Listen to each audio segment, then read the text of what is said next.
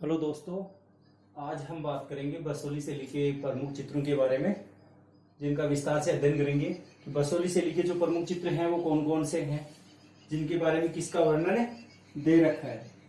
तो बसोली से लिखे जो चित्र हैं उनमें पहला जो चित्र है वो है साधु व कृष्ण का चित्र। पहला जो चित्र है वो कौन सा है? साधु व कृष्ण का चित्र है, जिसमें साधु व कृष्ण का चित्रांकन किस प्रकार से किया गया है। तो यानी कि बसोली से लिखे चित्र जो ये है साधु व कृष्ण, ये चित्र 16वीं शताब्दी के तो उत्तरार्ध का, 16वीं शताब्दी के तो उत्तरार्ध का माना गया है और 17वीं शताब्दी के प्रारंभ का। यानी कि साधु व कृष्ण नामक जो चित्र है बसोली शैली में जो निर्मित है, इसका जो समय काल माना गया है 16वीं शताब्दी के उत्तरार्ध का और 17वीं शताब्दी के प्रारंभ का माना गया है। पूछा जा सकता है साधु व कृष्ण नामक चित्र कौन सी शताब्दी में बना? तो 16वीं शताब्दी के उत्तरार्ध में और 17वीं शताब्दी के प्रारंभ में इस चित्र का निर्माण किया गया है। इसमें साधु को व कृष्ण को किस रूप में दिखाया गया है? तो भगवान श्री कृष्ण को, इस चित्र में भगवान श्री कृष्ण को और एक साधु को बनाया गया। भगवान श्री कृष्ण को, श्री कृष्ण का व एक साधु का चित्रांकन किया गया। एक साधु का चित्रांकन किया गया।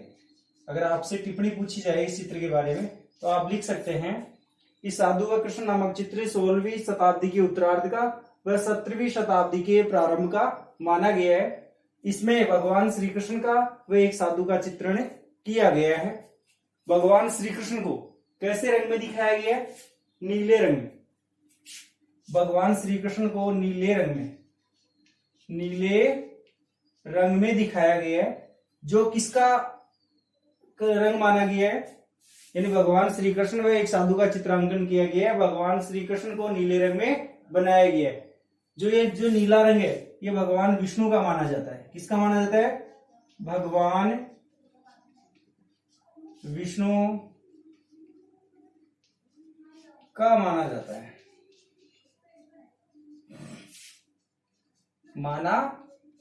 जाता है, कह सकते हैं। जैसे पूछा जाए आपसे कि जो साधु व कृष्ण नामक चित्र बनाया गया है बसोली शैली में, ये कौन सी शताब्दी माना गया है? तो 16वीं शताब्दी के उत्तरार्ध का और 17वीं शताब्दी के प्रारंभ का माना गया है। इसमें भगवान श्री कृष्ण व एक साधु का चित्रांकन किया गया है। भगवान श्री कृष्ण को नीले रंग में दिखाया गया है। भगवान श्री कृष्ण को जो नीले रंग में दिखाया गया है ये भगवान विष्णु का रंग माना जाता है या भगवान विष्णु का रूप माना जाता है।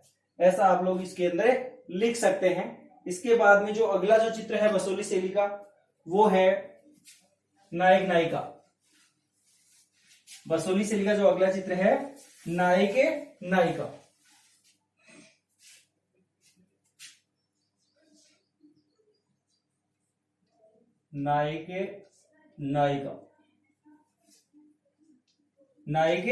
नायिका नामक चित्र है अगला जो बसोली शैली का चित्र है नायक नायिका। यह चित्र बसोली शैली की 17वीं शताब्दी के, यानी बसोली शैली में कौन सी शताब्दी बनाई है? 17वीं शताब्दी के उत्तरार्ध का माना गया है। कौन सी शताब्दी के? 17वीं शताब्दी के उत्तरार्ध।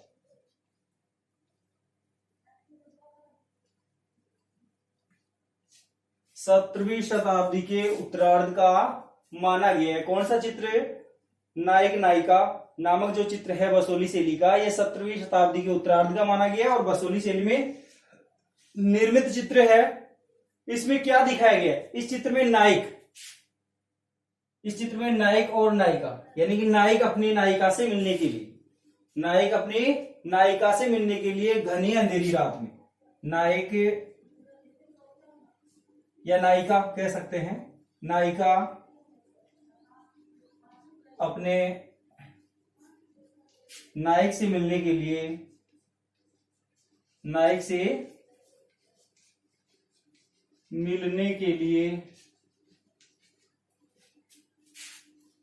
घनी अंधेरी रात में जाती है।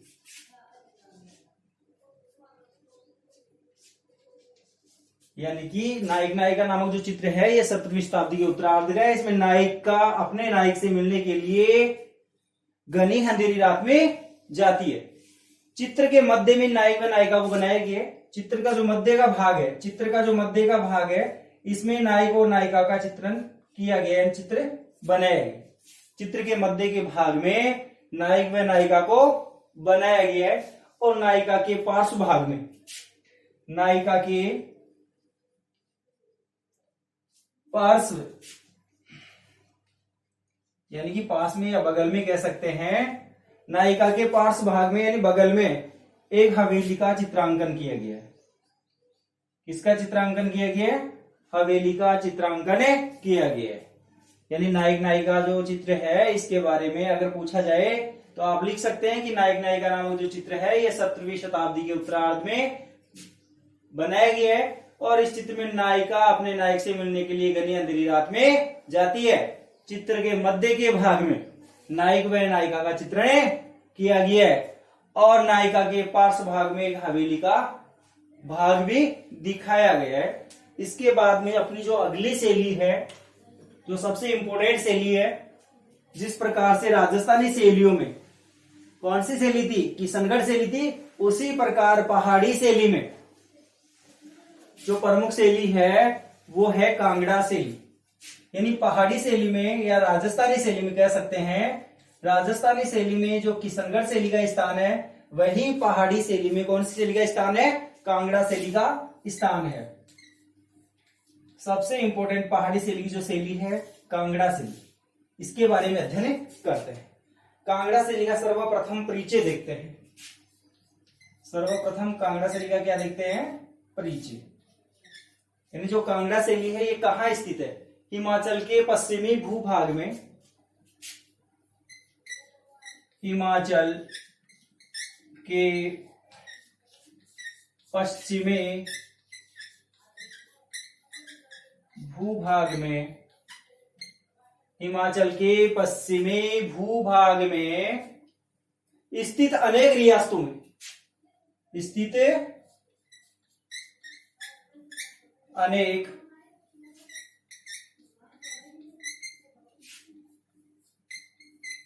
रियासतों,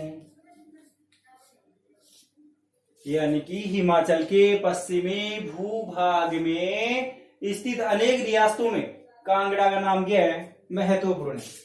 कांगड़ा का नाम क्या है? रियासतों में कांगड़ा का नाम महत्वपूर्ण है।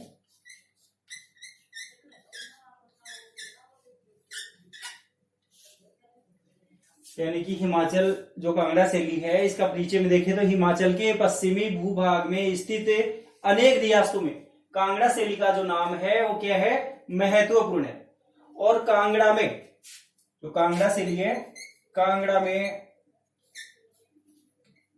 कटोच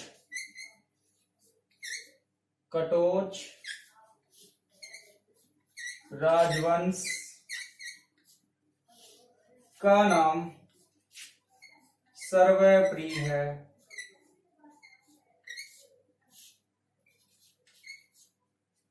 यानी कि कांगड़ा जो शैली है इसमें कौन से राजवंश का नाम सर्वोपरि है या कौन से शासकों का नाम है सर्वोपरि है? तो कांगड़ा में कटोच राजवंश का नाम, कांगड़ा में कटोच राजवंश का नाम क्या है? सर्वोपरि है। यानी कांगड़ा शैली के विकास की अगर बात करें तो कांगड़ा शैली के विकास में कटोच राजवंश का जो शासन है इसमें सबसे अधिक कांगड़ा शैली का विकास हुआ।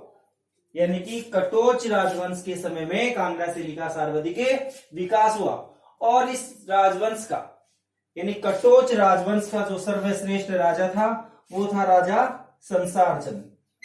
राजा संसार चंद यानी राजा संसार चंद कौन सी शैली से संबंधित या संबंध रखता है? अगर ये पूछे कि राजा संसार चंद कौन सी शैली से संबंधित है तो आप कह सकते हैं कांगड़ा शैली से। और कांगड़ा शैली का जो सर्वश्रेष्ठ काल माना गया है वो राजा संसार चंद के काल को माना गया है। कांगड़ा शैली में अहम योगदान देने वाला जो राजवंश था वो कौन सा राजवंश था? कटोच राजवंश। जो कटोच राजवंश का सर्वश्रेष्ठ जो राजा हुआ कांगड़ा शैली में वो है राजा संसार चंद। इसके बाद में देखते हैं कांगड़ा शैली का उद्गम विकास। कांगड़ा शैली का उद्भव एवं विकास। कांगड़ा शैली का उद्भव एवं विकास कैसे हुआ, कैसे इसका माना गया है उद्भव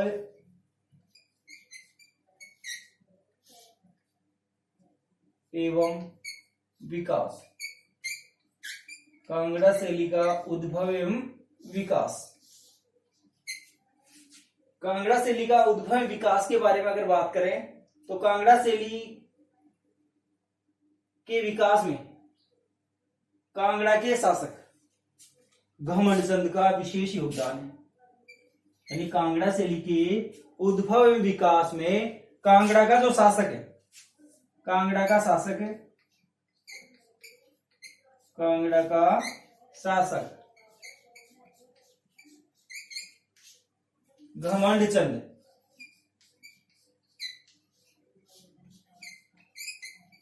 कांगड़ा का शासक है घमंड चंद का विशेष योगदान है।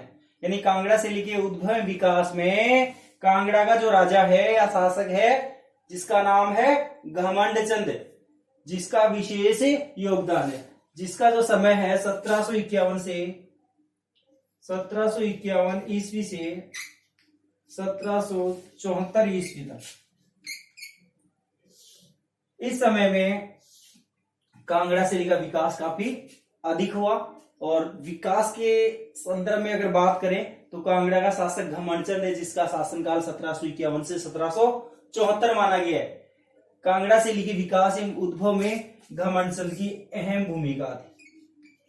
घमंड चंद की क्या थी? अहम भूमिका थी। कह सकते हैं कि कांगड़ा शैली के उद्भव विकास में कौन से राजा की अहम भूमिका थी? घमंड चंद की, जिसका शासनकाल 1751 से 1774 ईस्वी माना जाता है। एक कला प्रेमी शासक था जो एक घमंड चंद है। एक ऐसा शासक था कला प्रेमी शासक था। घमंड चंद एक कला प्रेमी शासक था। घमंड चंद एक कला प्रेमी शासक था। घमंड चंद एक कैसा शासक था? घमंड चंद एक कला प्रेमी शासक था। घमंड चंद के समय में, घमंड चंद के समय में गुलेर और बसोली से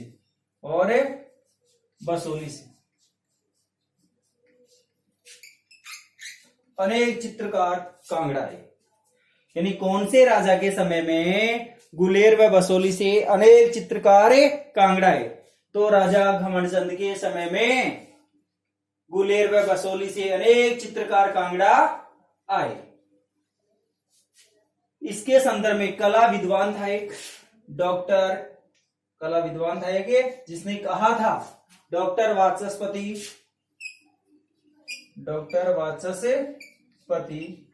गेरोला।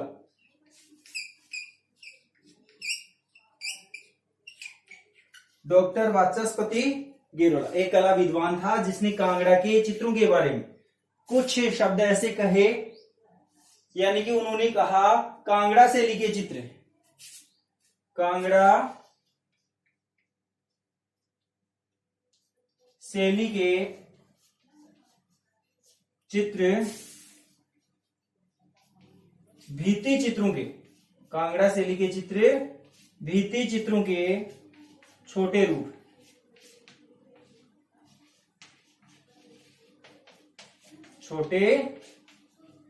है। कह सकते हैं डॉक्टर वाचस्पति गेरोला ने कांगड़ा शैली के बारे में क्या कहा?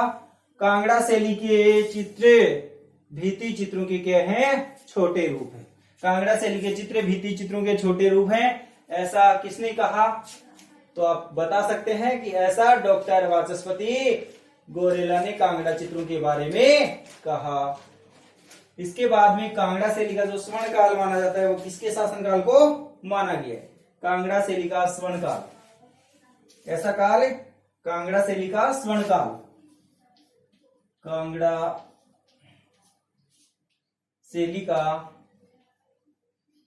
स्वर्ण काल किसके शासनकाल को माना जाता है? इसके बारे में देखते हैं कि कांगड़ा शैली का स्वर्ण काल किसके शासनकाल को माना जाता है, कहा जाता है। कांगड़ा शैली का स्वर्ण काल कौन से राजा के समय को माना गया है? तो कांगड़ा शैली का स्वर्ण काल राजा संसार चंद के समय को माना जाता है। कांगड़ा शैली का स्वर्ण काल राजा संसार चंद, राजा संसार चंद के काल या समय, काल या समय कुछ भी कह सकते हैं आप लोग, यानी कांगड़ा शैली का समनकाल राजा संसार चंद के समय को माना जाता है। कांगड़ा शैली का समनकाल किसके समय को माना जाता है? राजा संसार चंद के समय को माना जाता है। यूं भी आ सकता है राजा संसार चंद के काल को कांगड़ा शैली में कैसा माना गया है, तो आप कह सकते हैं समनकाल के रूप में माना गया है। इसके बाद में जो राजा संसार चंद है, इसका जो समय था वो कब से कब तक था? 1775 से 1823, 1775 ईस्वी से 1775 ईस्वी से 1823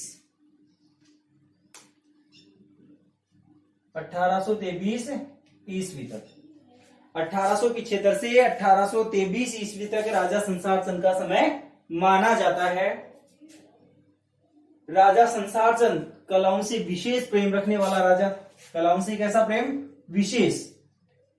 राजा संसार चंद कलाओं से विशेष प्रेम रखने वाला राजा था, कलाओं से विशेष प्रेम रखने वाला राजा था राजा संसार चंद, जिसका समय था 1775 से 1823 ईस्वी, 1775 से 1823 ईस्वी।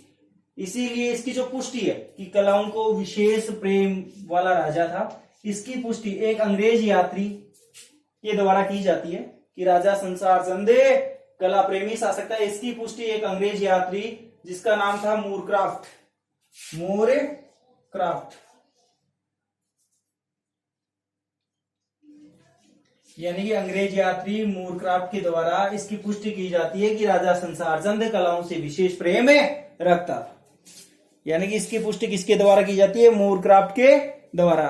राजा संसार चंद कलाओं से विशेष प्रेम रखने वाला राजा था, इसकी पुष्टि किसके द्वारा? अंग्रेज यात्री मूरक्राफ्ट के द्वारा की जाती है। अब देखते हैं कांगड़ा शैली के प्रमुख केंद्र। कांगड़ा शैली के प्रमुख केंद्र कौन कौन से थे, उनके बारे में देखते हैं। प्रमुख केंद्र, कांगड़ा शैली के प्रमुख केंद्रों में कौन कौन से थे? प्रमुख केंद्र कांगड़ा शैली के जो प्रमुख केंद्र थे उनमें गुलेर, नूरपुर, तीरा, सुजानपुर, गुलेर, नूरपुर, तीरा, सुजानपुर, तीरा, सुजानपुर व नादौन, व नादौन प्रमुख केंद्र, प्रमुख केंद्र थे।